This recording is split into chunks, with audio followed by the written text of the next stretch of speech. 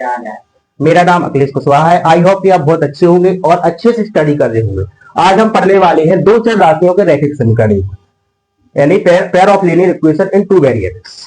इसमें आप पढ़ेंगे दो चर राशियों के रैखिक समीकरण युग्म, जैसे कि अपन ने पिछली वीडियो में कुछ ऑब्जेक्टिव प्रश्न देखे थे और आज भी अपन और आगे वाले ऑब्जेक्टिव प्रश्नों को पढ़ेंगे। तो इसमें कुछ क्वेश्चन हो गए थे, जैसे 8वां प्रश्न था निम्नलिखित समीकरण निकाय x प्लस 2y इक्वल 5, ये वाला हो गया था। 9 क्वेश्चन था रैखिक समीकरण a1x plus b1y plus c1 equal to 0 लिखेंगे। दूसरा मार्कर लिखेंगे रैखिक समीकरण युग्म a1x plus b1y plus c1 equal to 0 और a2x plus b2y plus c2 is equal to 0। ये आपके पास दोनों इक्वेशन दिए गए हैं का आश्रित एवं संगत हल होगा। आश्रित एवं संगत हल होगा। आश्रित एवं संगत हल होगा। आश्रित एवं संगत हल होगा। इसमें ऑप्शन अपन के पास दिए गए हैं, जैसे ऑप्शन नंबर ए में दिया गया a1 by a2 equal not b1 by a2। Option number B जो दिया हुआ है वो लिखा a1 बटे a2 इक्वल b1 बटे b2। a1 बटे a2 क्या लिखा था, a1 बटे b1 इक्वल टू a1 बटे b2 इक्वल टू c1 बटे a1, ये लिखा हुआ है। सी ऑप्शन है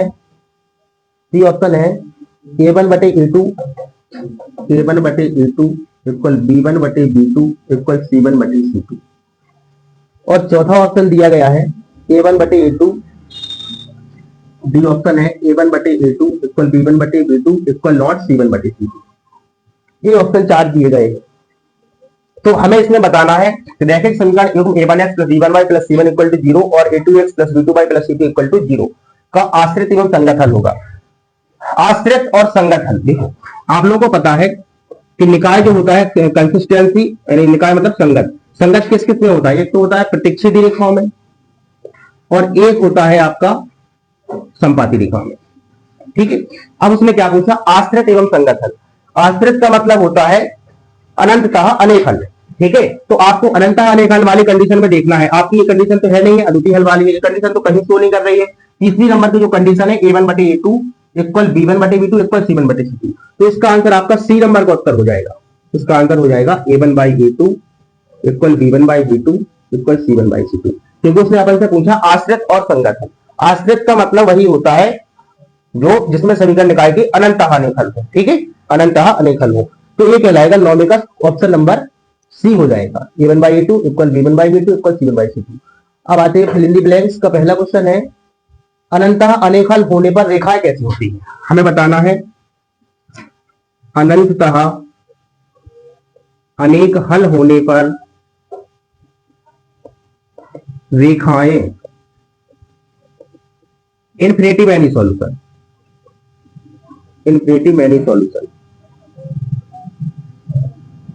तो अनंततः अनेक हल होने पर रेखा हमने आप लोगों को बताया था ग्राफ के द्वारा कि जैसे एक ग्राफ है और अनंततः अनेक हल तब होते हैं, यह संपाती रेखा प्रदर्शित करता है जब एक रेखा का समीकरण ए गया हो, एक रेखा का समीकरण ए हो और दूसरा समीकरण की रेखा भी इसी पर आए, मतलब हल जो है सेम हो, तो उसको कहते हैं अनंततः अनेक हल। यानी कंडीशन क्या बनती है, a1 by a2 equal to b1 by b2 equal to c1 by c2। तो हमें रेखाएं बताना थी है, तो रेखाएं कैसी होगी अनंततः अनेक हल में, संपाती रेखाएं। कैसी रेखाएं होगी, संपाती रेखाएं। इसका आंसर हो जाएगा संपाती रेखा, यानी कोइंसिडेंट लाइन।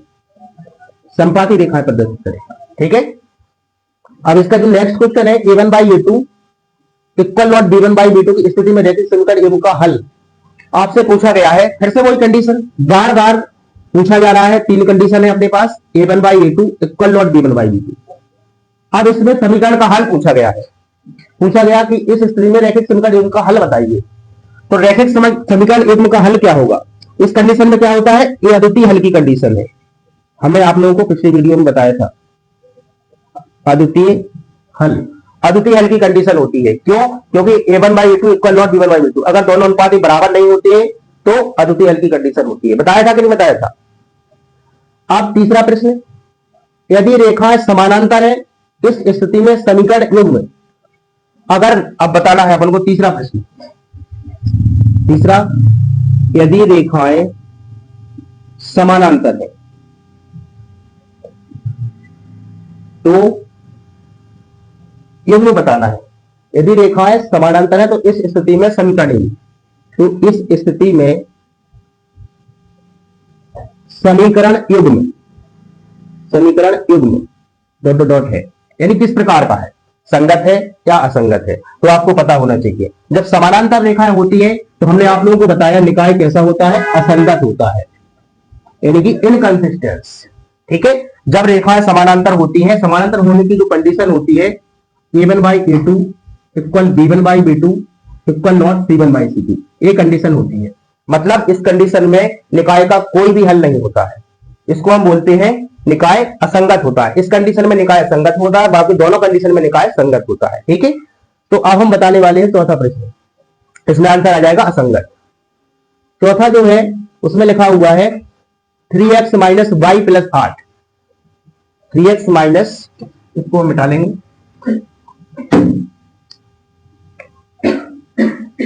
या फिर यहीं लिख लेंगे फोर्थ वाला।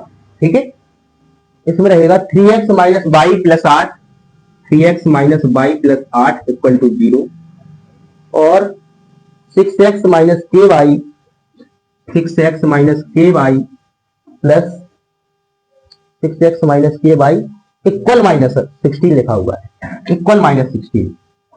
ठीक है, और इसमें पूछा गया है संपाती रेखाएं प्रदर्शित करते हैं तो के का मान ज्ञात करो। वो कह रहा है संपाती रेखाएं प्रदर्शित करता है, यानी कोइंसिडेंट लाइन, संपाती रेखाएं प्रदर्शित करता है तो के का मान, के का मान हमें निकालना है, के का मान ज्ञात करो। तो देखो जरा, पहले आप तुलना कराएंगे, सबसे पहले व्यापक समीकरण से तुलना करेंगे। इसको एक काम करते हैं, यहां भी इक्वल में 0 दिया हुआ है क्वेश्चन में, तो यहां भी आप क्या कर लेंगे, 16 को इस तरफ पक्षांतर कर लेंगे। ठीक है, तो 6x minus k Y minus 16 इस तरफ आएगा तो प्लस का हो जाएगा, प्लस इक्वल टू 0, समीकरण नंबर 2।